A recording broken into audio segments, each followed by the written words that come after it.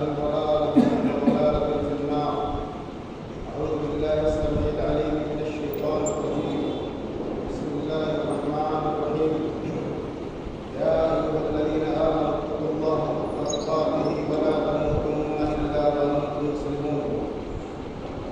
يا أيها الناس اتقوا ربكم الذي خلقكم من نفس واحدة وخلق منها زوجها وبث منهما رجالا كثيرا ونساء واتقوا الله الذي تساءلون به والأرحام إن الله كان عليكم رقيبا. يا أيها الذين آمنوا اتقوا الله وقولوا قولا سديدا يصلح لكم أعمالكم ويغفر لكم ذنوبكم ومن يطع الله ورسوله فقد فاز فوزا عظيما. أما بعد فإن خير الحديث كتاب الله وخير الهدي هدي محمد صلى الله عليه وسلم وشر الأمور محدثاتها وكل محدثة بدعة وكل بدعة ضلالة وكل ضلالة في النار. أعوذ بالله السميع العليم من الشيطان الرجيم. بسم الله الرحمن الرحيم.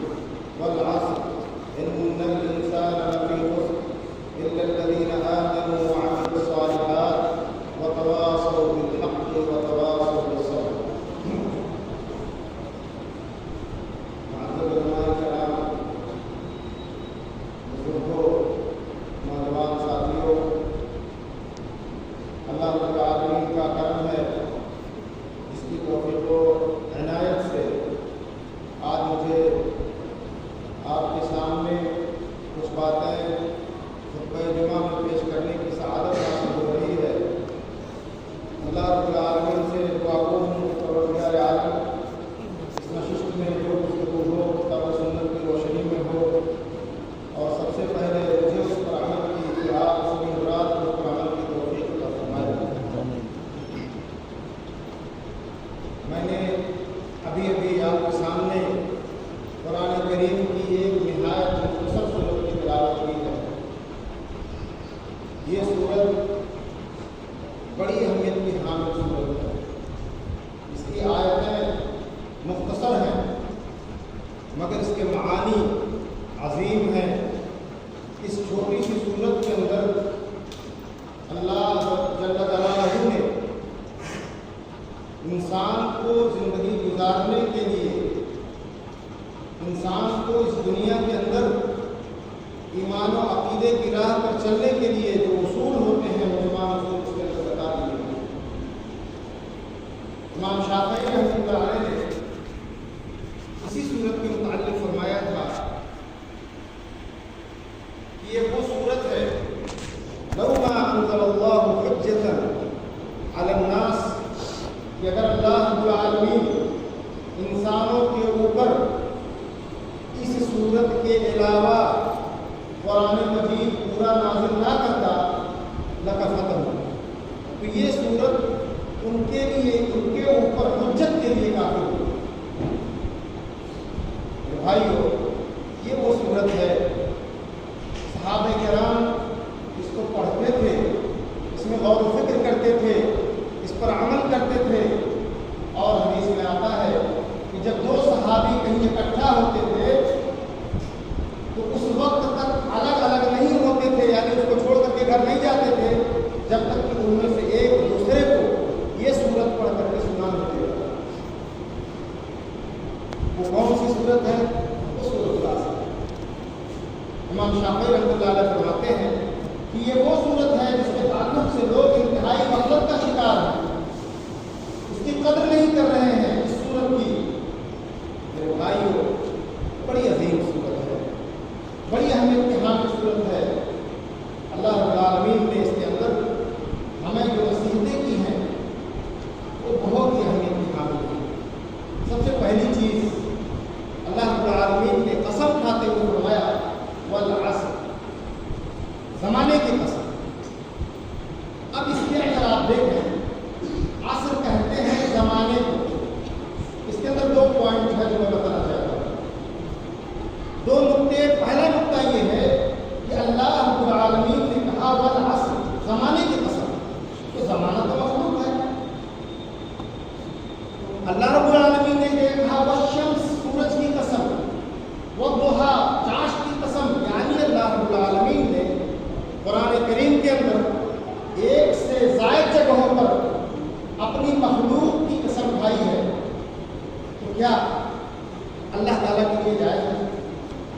مفسرین نے اس کے تعلق سے لکھا ہے کہ ہاں جائز ہے، اللہ جل جلالہ کے لیے جائز ہے کہ وہ اپنی مخلوقات میں سے جس کی قسم چاہے کھا سکتا ہے۔ بتانا مقصود ہوتا ہے اللہ رب العالمین کو کہ جس چیز کی قسم کھا رہا ہے وہ ایری گہری ایسی معمولی چیز نہیں ہے، بلکہ وہ نہایت عظیم چیز ہے، تبھی تو یہ عظمت والی ذات اس کی قسم کھا رہی ہے۔ تو یہاں زمانے کی قسم یعنی وقت کی قسم، ٹائم کی قسم اللہ رب العالمین کھا رہا ہے۔ بھائیو، عصر کے عربی میں استعمال ہوتے ہیں کسی چیز کو نچوڑنا، جیسے آپ نے نیمبو نچوڑ دیا، اس کے اندر سے رس نکل گیا، وہ جو کھکا ہوتا ہے اس کو الگ لوگ پھینکتے ہیں، اس کو عصارہ، گنے سے رس نکال لیا نچوڑ کر کے۔ تو اللہ تعالیٰ بتانا یہ چاہتا ہے کہ ابھی اس دنیا کے اندر کوئی ایسی مشین نہیں بنی میرے بھائیوں کہ جو نچوڑے ہوئے گنے کے اندر دوبارہ اس رس کو داخل کر سکے، کسی نچوڑے ہوئے لیمون کے اندر اس رس کو داخل کر سکے، کسی نچوڑے ہوئے سیب کے اندر اس کے رس کو دوبارہ ڈال کر کے اسی طرح تر و تازہ بنا سکے۔ بالکل اسی طریقے سے ایک انسان سے اگر اس کا وقت چلا جاتا ہے، گزر جاتا ہے، کٹ جاتا ہے، تو وہ گزرا ہوا وقت دوبارہ لوٹ کر کے انسان کے پاس نہیں آتا۔ تو آپ اپنے ٹائم کی قدر کرو، یہ جو ٹائم ہے اسی ٹائم کے اندر ہم نیکیاں کرتے ہیں اور برائیاں بھی کرتے ہیں۔ گویا کہ یہ وقت جو ہے یہ ایک اسٹور ہے جس کے اندر ہم اچھی اور بری دونوں چیزیں اسٹور کر رہے ہوتے ہیں۔ اللہ کے رسول جناب محمد رسول اللہ صلی اللہ علیہ وسلم نے فرمایا نعمتان مغبون فیہما کثیر من الناس الصحہ والفراغ۔ دو نعمتیں ایسی ہیں، دو نعمتیں، اللہ کے رسول صلی اللہ علیہ وسلم کی تعبیر دیکھیے، نعمت کہہ رہے ہیں کس چیز کو؟ دو نعمتان مغبون فیہما کثیر من الناس، دو نعمتیں جس کے تعلق سے لوگ گھاٹے کا شکار ہیں، دھوکے کا شکار ہیں، وہ کیا ہے؟ الصحہ والفراغ۔ ایک تو صحت و تندرستی ہے اور دوسرے کیا ہے؟ وقت فراغت، فارغ البالی، فری ٹائم، کام نہیں ہے، گھر میں بیٹھے ہوئے ہیں۔ الصحہ والفراغ، غبن کہتے ہیں ایسا وقت، غبن اس کی کئی تعریفات آتی ہیں، گھاٹا، خسارہ۔ کبھی انسان تندرست ہوتا ہے لیکن مشغول ہوتا ہے، روزی کے حصول میں کھیتی باڑی کا دور ہے، تجارت ہے، بزنس ہے، نوکری ہے، ملازمت ہے، تو ایسے وقت میں وہ انسان تندرست تو ہوتا ہے لیکن وہ اپنے کاروبار زندگی میں مشغول ہوتا ہے۔ اور کبھی انسان وہ فارغ البال ہوتا ہے لیکن تندرستی صحیح نہیں رہتی، تندرستی صحیح نہیں رہتی۔ تو کہا کہ جب یہ دونوں چیزیں میسر ہوں کہ انسان فارغ البال بھی ہو اور تندرست بھی ہو اور اس وقت عبادت سے گریز کرے، نماز میں سستی کوتاہی کرے، دیگر اعمال خیر میں وہ پیچھے رہے، تو کہا کہ ایسا شخص مغبون ہے، دھوکے کا شکار ہے، گھاٹے اور خسارے کا شکار ہے۔ بعض علماء نے کہا کہ وہ انسان جو اپنے وقت کا صحیح استعمال نہ کرے وہ گھاٹے کا شکار ہے۔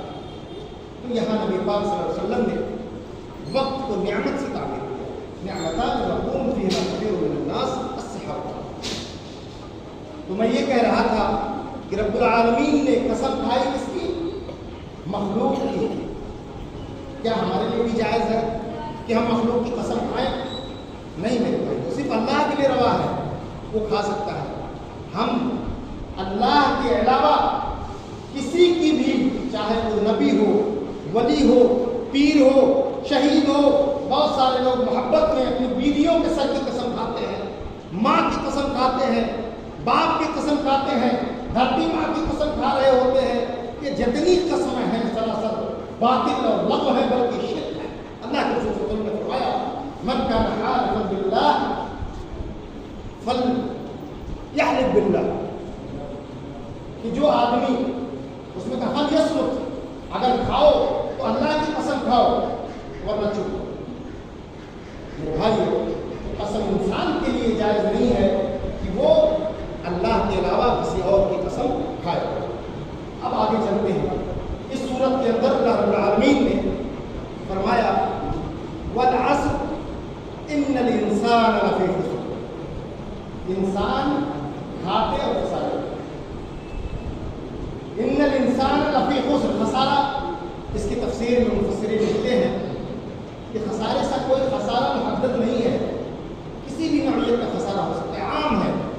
बीमारी हो सकती है, मौत हो सकती है, माली खसारा हो सकता है, बदनी खसारा हो सकता है, और दीगर नौइयत के जो खसारे और घाटे हो सकते हैं वो सब इसके अंदर शामिल है। इन्नल इंसान सारे के सारे लोग। अब इसमें अल्लाह आगे फरमाते हैं कुछ लोग ऐसे हैं जो खसारे से अलग है, मुस्तस्ना। वो कौन लोग हैं? इन्नल लज़ीना आमनू, वो 4 किस्म के लोग हैं, 4 टाइप के लोग हैं। इन 4 टाइप के लोगों के अलावा जितने हैं सब खसारे। पहले लोग कौन है? इन्नल लज़ीना आमनू, ईमान वाले, वो लोग जिनके दिलों में ईमान है। ईमान किस बला का नाम है? ईमान किसे कहते हैं? ईमान कहते हैं ज़बान से इक़रार, दिल से उस बात की तस्दीक और अमल आज़ा व जवारे के जरिए उसको करके दिखाना, ये ईमान। ईमान के लिए लाज़मी शर्त क्या है? इल्म का होना। क्योंकि जब इल्म ही नहीं रहेगा तो आप जानेंगे कैसे कि किस चीज़ पर ईमान लाना, किस बात पर ईमान लाना है, जब उसकी हकीकत ही नहीं जानते हैं। आपको कहीं जाना हो, रास्ता नहीं मालूम है, तो सबसे पहले रास्ता पूछना पड़ेगा, तभी आप वहां पहुंच सकते हैं। मेरे भाइयों, तो इल्म के ईमान के लिए सबसे पहली चीज क्या है कि वो आपको इल्म होना चाहिए कि किन किन चीजों पर ईमान लाना। इमाम बुखारी रहमतुल्लाह ने सही बुखारी के अंदर बाब बांधा है, बाबुल इल्म क़ब्ल अल क़ौल वल अमल, कि कुछ कहने से पहले, कुछ करने से पहले आपको क्या करना है? उसकी जानकारी लेनी, उसका इल्म हासिल करना है। कुरान करीम के अंदर अल्लाह रब्बुल आलमीन ने फरमाया, इमाम बुखारी ने इसी के तहत जिक्र किया है, फ़अलम अन्नहु ला इलाहा इल्लल्लाह, जान लो कि अल्लाह के सिवा कोई माबूद नहीं। क्या सबसे पहले क्या कहा? फ़अलम, जान। मेरे भाई, सबसे पहले इल्म का होना जरूरी है। किन चीज़ों पर ईमान लाना? ईमान के 6 अरकान हैं। आमनतु बिल्लाहि, आमनतु बिल्लाहि, अल्लाह पर ईमान लाना। क्या मतलब अल्लाह पर ईमान लाना? अल्लाह के वजूद पर ईमान लाना, उसके अस्मा पर ईमान लाना, उसकी सिफात पर ईमान लाना, उसकी उलूहियत पर ईमान लाना, उसकी रुबूबियत पर ईमान लाना। इसकी तफसीलात क्या हैं आप जानते ही नहीं हैं, तो आप क्या ईमान लाएंगे? किस पर ईमान लाएंगे? झूठे मोमिन बने फिरते हैं। मेरे भाइयों, तो ये जो तफसीलात हैं आमनतु बिल्लाहि की, वो ये उलमा बताएंगे आपको, ये तलबे इल्म बताएंगे आपको, ये आपकी जिम्मेदारी है। मेरे भाइयों, फ़िक़ही कायदा है, मा ला यतिमुल वाजिबु इल्ला बिही फ़हुव वाजिब, कि जिस चीज़ के करने से, जिस चीज़ के करने के लिए जो चीज़ ज़रूरी हो उसका जानना भी ज़रूरी होता है। तो अब आपको अल्लाह पर ईमान लाना है, मालूम नहीं है कि किन किन अरकान पे ईमान लाना है, इसमें कौन कौन से पॉइंट्स हैं जिस पर हमको ईमान लाना है। तो आमनतु बिल्लाहि व मलाइकतिही, फरिश्तों पर ईमान लाना, ये दूसरा रुकन है ईमान। फरिश्तों पर ईमान लाने का क्या मतलब? अब आप नहीं जानोगे तो वही कहोगे जो दीगर कौमें कहती हैं। तो कुफ़ार मक्का कहते थे कि फरिश्ते अल्लाह की बेटियां हैं, आपको क्या मालूम? आप उसी पर ईमान लाओगे। कितनी तादाद है फरिश्तों की, उनके अमाल व वज़ाइफ क्या है, वो क्या करते हैं, कौन कौन सी जिम्मेदारी अल्लाह ने उनके सुपुर्द कर रखी है, क्या वो इल्म गैब जानते हैं? तो अब ये जो तफसीलात हैं ये आपको जानना चाहिए, और हमारे इन उलमा को जुमे के खुतबे के अलावा दर्स दुरूस में बताना चाहिए और आपको शरीक होकर के सुनना चाहिए। ये बहुत इंपॉर्टेंट चीज़ है। आमनतु बिल्लाहि व कुतुबिही, उसकी किताबों पर ईमान। कितनी किताबें नाज़िल हुई हैं, इतने लोगों में पूछ लिया जाए तो शायद गिने चुने लोग बता सकेंगे कि कितनी किताबें आसमानी नाज़िल हुई। اور ان پر ایمان لانے کا کیا مطلب؟ وہ کتب و رسول ہی اور اس کے رسولوں پر ایمان لانا. اب رسولوں پر ایمان لانے کا کیا مطلب ہے؟ کتنے انبیاء آئے دنیا کے اندر، کتنے نبی تھے، کتنے رسول تھے، ان کی ذمہ داریاں کیا تھیں؟ تو یہ ساری تفصیلات وہ رسول ہی والیوم الآخر اور یہ آخرت کا دن یہ تو بہت ہی اہم دن ہے. اس پر ایمان قرآن کریم کے اندر بے شمار آیات کے اندر اللہ رب العالمین نے ہم کو ترغیب دی ہے کہ ایمان لاؤ. کسی کو جھٹلا کر کے کفار مکہ اس دن سے جھٹلاتے نہیں ہو، آئے گا ہی نہیں وہ دن. اس کی کیا تفصیلات ہیں، وہ دن کیسا ہوگا، اس دن کیا کیا کیا جائے گا، اس دن کی شروعات کب سے ہوگی، اس کی انتہا کیا ہوگی، یہ کون جانتا ہے؟ اس کے تعلق سے آپ کو جاننا چاہیے. والیوم القدر خیرہ و شرہ، اور تقدیر کے خیر و شر اچھی اور بری دونوں صورتوں میں جو تقدیر الہی ہے اس پر ایمان رکھنا. تو یہ 6 ارکان ہیں میرے بھائی جن پر ہمیں اجمالی طور پر اور تفصیلی طور پر جو ہمارے لیے ضروری ہے اس پر ایمان رکھنا چاہیے. تو وہ لوگ جو ایمان رکھتے ہیں ان تمام چیزوں پر، وہ اس گھاٹے سے الگ، وہ اس خسارے سے مستثنیٰ ہے میرے بھائیو. ان الذین آمنوا، اس کی تعریف بھی میں نے بتایا کہ ایمان کی تعریف میں عمل بھی شامل ہے، اور عمل اور یہ ایمان گھٹتا بھی ہے اور بڑھتا بھی ہے. اچھائیوں سے بڑھتا ہے اور برائیوں سے گھٹ جاتا ہے. تو اب آگے اللہ رب العالمین جو کہہ رہا ہے، دوسرا جو اصول اور دوسرے جو لوگ ہیں وہ عامل الصالحات، عمل صالح کرنے والے لوگ. تو اب عمل صالح بھی تو عمل ہی ہے جو ایمان کی تعریف میں شامل ہے، لیکن اللہ رب العالمین نے اس کو الگ بیان کیا ہے، الگ ذکر کیا ہے کہ مجرد دل میں ایمان رکھنا، ارے میں تو مومن ہوں، میں تو صاحب ایمان ہوں، تھوڑی بہت تقصیر کوتاہیاں کمیاں ہم سے تو ضرور ہوتی ہیں، نماز ہی تو نہیں پڑھتا ہوں، زکوٰۃ کے بارے میں اب تھوڑا سا اسی میں کوتاہی ہو جاتی ہے. عمل میرے بھائی، عمل اللہ رب العالمین الگ ہے. عمل صالح، یہ عمل صالح کیا ہے؟ عمل صالح کسے کہتے ہیں؟ علامہ ابن قیم رحمۃ اللہ علیہ فرماتے ہیں، بہت ساری تعریف کی گئی ہے. علامہ ابن قیم رحمۃ اللہ علیہ فرماتے ہیں کہ عمل صالح ایسا عمل جو ریا سے خالی ہو، دکھاوے سے خالی ہو.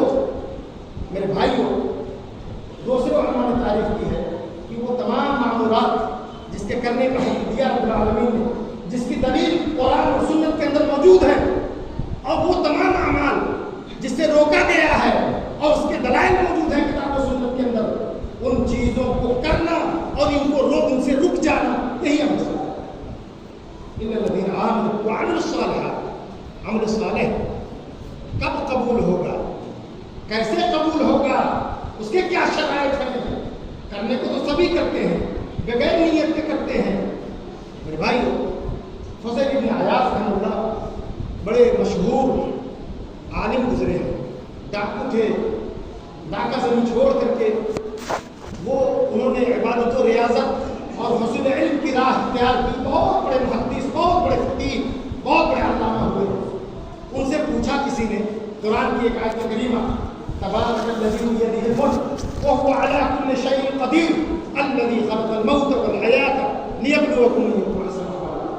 کہا کہ جو ہے اس کے اندر کہا ایکم احسن عملا، اس کی کیا تفسیر ہے، اس کا معنی مفہوم کیا ہے؟ کہا بابرکت ہے وہ ذات جس کے ہاتھ میں بادشاہت ہے، قدرت نہیں. یہ جماعت اسلامی ترجمہ کرتی ہے. یہ دوسرے لوگ جو تعویل کرتے ہیں صفات کے اندر کہ اللہ کا ہاتھ نہیں، اس کے قبضہ و قدرت ہے. ہم اہل حدیث ہیں، ہم اسی پر ایمان رکھتے ہیں. میرے بھائی، جو صفات اللہ نے اپنی ذات کے لیے خاص کیا ہے، بیان کیا ہے قرآن کریم کے اندر، یا اس کے نبی نے بیان کیا ہے، ہم اس کو مانتے ہیں، اس پر ایمان رکھتے ہیں. من وعن لیس کمثلہ شیء وہو السمیع البصیر. اور اس میں کوئی بھی کسی قسم کی تعبیر، کسی قسم کی تحریف، کسی قسم کی تبدیل نہیں کرتے. جیسا کہا من وعن ویسا کر دیتے ہیں. اللہ کے سے کچھ بھی نہیں. میرے بھائی، کہا بیدی ہی، اس کے ہاتھ میں کیا ہے؟ بادشاہ. تبارک الذی بیدہ وہو علی کل شیء قدیر، وہ ہر چیز پر قادر ہے. الذی خلق الموت، وہ ذات جس نے موت اور زندگی کو پیدا کیا. کیوں پیدا کیا؟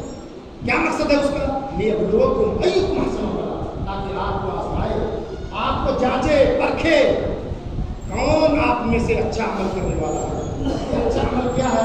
कहा ये अबू अली बताइए अच्छा अमल क्या है? तो फजल इब्न अयाज ने कहा अखलसू व अस्वबू, जो खालिस हो और दुरुस्त हो। कहा कि ये खालिस और दुरुस्त क्या है? कहा कि अगर खालिस होगा दुरुस्त नहीं होगा तो काबिल कबूल नहीं है, और अगर दुरुस्त होगा खालिस नहीं होगा, दोनों में से अपोजिट है तो भी काबिल कबूल नहीं है। तो कहा क्या बता है भाई? खालिस का मतलब ये है कि वो काम प्रधान जी को दिखाने के लिए ना किया जाए, वो काम मुनी साहब को दिखाने के लिए ना किया जाए, वो काम अपने संधि को दिखाने के लिए ना किया जाए। वो काम अगर किया जाए, उसका मकसद अगर कुछ हो तो सिर्फ और सिर्फ अल्लाह की रज़ा, इखलास होना चाहिए। वो काम अल्लाह के लिए किया जाना चाहिए, किसी मखलूक को दिखाने के लिए नहीं। पहली चीज उन्होंने बताई, पहली शर्त बताई कि वो अखलसू, जो खालिस अल्लाह के लिए किया जाए, वो अस्वबू, और जो दुरुस्त होता है, दुरुस्त क्या है? तो कहा कि वो जैसा कि नबी पाक सल्लल्लाहु अलैहि वसल्लम ने किया, उनकी सुन्नत के मुताबिक हो। मोहम्मद बिन सालेह अल उसैमीन ने इसको लंबी तफसीर की है। वो कहते हैं मुताबात रसूल की 5 चीज़ें होती हैं।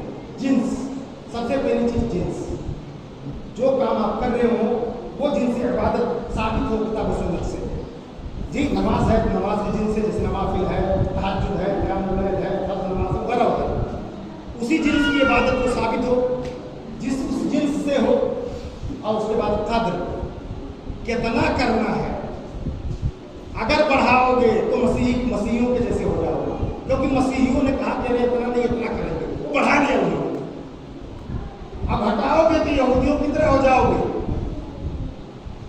कद्र यानी मिक़दार कितनी होनी चाहिए? तो 2 रकात कहा है पढ़ने के लिए तो 2 ही पढ़ना है, 4 कहा है तो 4 ही पढ़ना है, कम ज्यादा नहीं करना है। जितनी भी इबादतें हैं आप उसी पर प्रयास कर लीजिए। और कैफियत, जिस तरीके पर पढ़ने को कहा है उस तरीके से पढ़ना है। अब ये कोई कहे कि मैं रुकू बाद में करूँगा, सजदा पहले करता हूँ, यानी तक़दीम मुताखिर, या कोई कैफियत आपकी जो बताई गई है कि नमाज में इस तरह बैठना है, आप दूसरी तरह बैठ रहे हैं, रुकू जिस तरीके से करना है आप दूसरी तरीके से कर रहे हैं, इला आखिरी। दूसरी जो इबादत है उसको किसी पर प्रयास कीजिए, वो तरीका जो नबी पाक सल्लल्लाहु अलैहि वसल्लम ने बताया है हमें उस तरीके पर करना है, तब मुताबिक रसूल। कद्र, कैफियत, ज़मान, ज़मान का मतलब होता है जिस वक्त किया है, जिस वक्त किया है। अब वो नमाज ज़ोहर की, इन्नस्सलाता कानत अलल मुमिनीना किताबम मौक़ूता, अल्लाह रब्बुल आलमीन ने वक्त मुकर्रर कर दिया नमाज का। ज़कात के ताल्लुक से कहा कि सारा हौलाने हौल पूरा हो जाए, साल गुजर जाए, तब आपको देना है। 6-6 महीने कोई ज़कात देगा। अगर कोई कहे कि नहीं फर्ज है 6 महीने पर देना, तो वो सुन्नत की खिलाफ वर्जी है। मेरे भाई होते दीगर इबादत, तो जो हज के अय्याम ज़ुल्हिज्जा में कोई जाकर के ज़िक़ादा में करे तो हज होगा। तो ये वक्त जो मुकर्रर किया गया है, वक्त की पाबंदी और उसके रियायत, और ज़मान, मकान, जगह। अब हज कोई मक्का छोड़ के अजमेर शरीफ जाके करे तो उसका हज माना जाएगा? हरगिज़ नहीं माना जाएगा, वो तो बल्कि शिर्क अकबर हो जाएगा। तो मेरे भाई हो, तो जिस जगह और जिस वक्त अल्लाह के रसूल सल्लल्लाहु अलैहि वसल्लम ने करने के लिए कहा और जैसे करने के लिए कहा, उसके मुताबिक हमको करना चाहिए। तो ये जो तफसील है मुताबात की कि जिन्स, कद्र, कैफियत, ज़मान, मकान, इन चीज़ों की रियायत करेंगे तब दूसरी शर्त आपकी मुकम्मल हो सकती है। पहली शर्त इखलास और दूसरी शर्त मुताबिक रसूल। और ये दोनों शर्तें जब मुकम्मल होंगी तब आपको कहा जाएगा कि आपने अमल सालेह किया। तब आप अपने दिल में उम्मीद बांध सकते हैं कि मेरा ये अमल इंशाअल्लाह काबिल कबूल होगा। तो अल्लाह रब्बुल आलमीन ने ऐसे लोगों के लिए जो ईमान रखते हैं वो इस घाटे से अलग हैं, और दूसरे वो लोग जो अमल सालेह करते हैं वो भी इस घाटे से मुस्तस्ना हैं। अब क्या है तीसरी चीज़? वतवासौ बिल हक़। ये बहुत इम्पॉर्टेंट है, बड़ी इम्पॉर्टेंट चीज़ है मेरे भाई। वतवासौ बिल हक़, जो हक़ की वसीयत करते हैं। हक़ की तफसीर में दोनों चीज़ें शामिल हैं, अम्र बिल मारूफ और नही अनिल मुनकर, कि जो लोगों को भलाई का हुक्म देते हैं, अच्छाई की तरगीब देते हैं, नेकियों के काम की तरफ बुलाते हैं, और इसी तरीके से नहीं अनिल मुनकर का फरीज़ा भी अंजाम देते हैं कि भाई साहब ये काम गलत है, बाबू ये चीज़ सही नहीं है, ये गलत रास्ता है जिस पर जा रहे हो। तो वो दोनों पहलू इसके अंदर शामिल है हक के अंदर, कि वो लोग जो हक की वसीयत करते हैं। अब यहाँ एक अहम पॉइंट जो मुफस्सिरीन ने जिक्र किया है, अव्वल चीज़ कि इससे अमर बिल मारूफ के वजूब की जो है वजूब साबित होता है इस आयत से। दूसरी चीज़ मुजर्रद ये कहना कि कोई इंसान जो नमाज का पाबंद है, कोई इंसान ज़कात देता है, कोई इंसान दीगर जो शायर हैं वो पूरा करता है, लेकिन उसी पे अटक के रह जाता है कि अरे अब तो हम तो भाई नमाज पढ़ लेते हैं, हमको दुनिया से मतलब नहीं है, मुझे हमको समाज से मतलब नहीं है, कोई क्या कर रहा है भाड़ में जाए। तो ये जो भाड़ में जाने वाली चीज़ है तो आप भी साथ में जाओगे, आपको भी जाना है, क्योंकि इसके अंदर अल्लाह इब्न क़य्यिम रहमतुल्लाह ने फरमाया कि इस सूरत के अंदर जो 4 चीज़ें बताई गई हैं उसमें से पहली 2 चीज़ों से यानी ईमानी कुव्वत और अमली कुव्वत से इंसान अपने आप को मजबूत करता है, अपने आप को मुकम्मल करता है। और दूसरी जो 2 चीज़ें हैं वो जिस हक़ की वसीयत अमर बिल मारूफ और नही अनिल मुनकर, इससे और आगे जो भी आएगा उससे, इन दोनों से वो गैर को मुकम्मल करता है। तो ये जो है मुजर्रद कह देना कि हम भाई साहब बहुत नेक हैं, बड़े अच्छे हैं, इबादत कर लेते हैं, हमको दूसरों से कोई मतलब नहीं है, ये काफ़ी नहीं है। क़यामत के दिन अल्लाह रब्बुल आलमीन के हुजूर जब ये इंसान पेश होगा तो एक आदमी के पीछे एक आएगा, कहेगा रब्बुल आलमीन इसके ऊपर मेरा हक था। अल्लाह ताला कहेगा, वो आदमी कहेगा भाई उसको तो मैं जानता भी नहीं हूँ, कोई मेरा लेना देना नहीं तेरे साथ, कभी कोई मामला नहीं किया मैंने, कभी पैसा नहीं मांगा तुझसे, क्या मामला है? तो कहेगा अल्लाह ताला ये मेरे घर के सामने से नमाज के लिए जाता था, ये मेरे दरवाजे पर से होकर के जाता था, लेकिन कभी इसको तौफीक नहीं हुई कि ये कह दे भाई साहब चलो हमारे साथ नमाज पढ़ो, आओ जब नमाज पढ़ते हैं, कभी नहीं कहा इसे। सोचो कह रहे हो कि अरे दुनिया भाड़ जाए, तो नेक हन इतना काफ़ी है हमें। तो देखो वहाँ क्या हो रहा है, अल्लाह के हुजूर वो पकड़ा जाएगा, हाँ ये गलती है, इसकी गलती मानी जाएगी। तो हक की वसीयत इसलिए रब्बुल आलमीन ने अलग बयान किया है, अलग जिक्र किया है कुरान करीम के अंदर, अहादीस नबविय्या के अंदर। इसीलिए अम्र बिल मारूफ और नही अनिल मुनकर की बड़ी शदीद तक बहुत ज़्यादा तरकीब दी गई है। बल्कि आपको बताऊं, इस काम को छोड़ने की वजह से लुइनल्लज़ीना कफ़रू, कौन लोग? बनी इसराइल के लोगों के ताल्लुक से आया है। बनी इसराइल के ऊपर अल्लाह रब्बुल आलमीन ने लानत भेजी। क्यों लानत भेजी? लानत का मतलब होता है अल्लाह की रहमत से दूर कर देना, भगा देना, खुदा जा भगा देना, लानत उसको कहते हैं। अतर्द मिन रहमतिल्लाह, अतर्द वल इबाद की बाहर मिन रहमतिल्लाह, भगा देना, धुतकार देना। मेरे भाइयों, तो बनी इसराइल के लिए अल्लाह रब्बुल आलमीन ने ये काम छोड़ने की वजह से, लोगों को समझाने, भलाई की राह पर लाने का जो अमल है, इसको छोड़ने की वजह से अल्लाह रब्बुल आलमीन ने लानत भेजी उनको। तो आप अपने आप को कयास कीजिए कि आपका ये कह देना क्या काफ़ी होगा? हरगिज़ नहीं काफ़ी होगा। इसलिए मेरे भाइयों, आप जहाँ भी रहें, आप अपने चाय खानों पे बैठे रहें, दुनिया की बातें करते हैं, उसमें दीन की बातें भी मिक्स कर दीजिए। उनकी किसी गलती को मीठे अल्फाज में, जैसे डॉक्टर दवाई देता है तो उससे पहले कुछ खा लो, मीठा खा लो, है, तो उसके बाद वो कहता है, नसीहतें करता है, नर्म लहजे में, अच्छे उसलूब में आप उनकी गलतियों की निशानदेही करें, उनको समझाएं, उनको बताएं, ताकि क़यामत के दिन आप उस लानती ज़ुमरे में शुमार न किए जाएं और दुनिया के अंदर आप घाटा उठाने वालों और खसारा उठाने वालों में आपका शुमार ना हो। और आगे क्या कहा अल्लाह ताला ने? आगे कहा वतवासौ बिस्सब्र। यही निचोड़ है इसका, क्योंकि इसके बाद जिक्र किया है वतवासौ बिस्सब्र। क्यों कहा अल्लाह ताला सब्र? इसलिए कहा कि जब आप कहोगे भाई साहब सही नमाज पढ़ लो, तो क्या कहते हैं? तू ही रह गए हो, एक आप ही रह गए थे बताने वाले और कोई नहीं था, फला जगह इसे करते रहे हो। आपकी दिलासाई करेंगे, आपको तकलीफ पहुंचाएंगे, आपको इस काम से रोकने की कोशिश करेंगे। तो अल्लाह ताला ने कहा कि सब्र करो उस पर, यही तो तुम्हारा इम्तिहान है, सब्र करो। अंबिया किराम ने क्या कहा? जब अंबिया किराम के ऊपर पत्थर फेंके गए, उनके रास्ते में कांटे बिछाए गए, उनके नबी पाक सल्लल्लाहु अलैहि वसल्लम के गर्दन पे ऊंट की ओझड़ी ला के रख दी गई, कत्ल करने की साजिश की गई।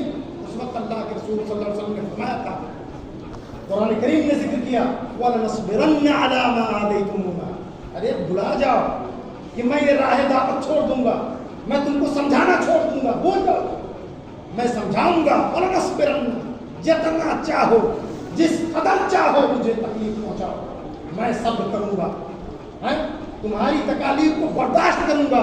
ये मेरे भाइयों, तुम उसी के उम्मती हो, उसी के उम्मती हो।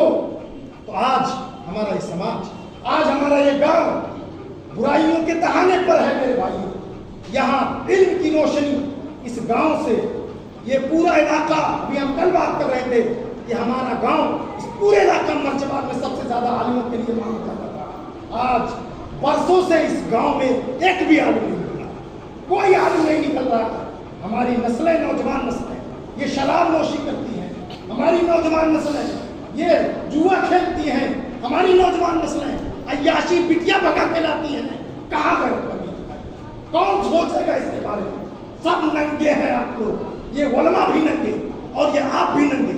इसकी वजह यह है कि आप लोगों ने इस शार को छोड़ दिया, अम्र बिल मारूफ और नही अनिल मुनकर को छोड़ दिया, बुराई से रोकने का काम छोड़ दिया।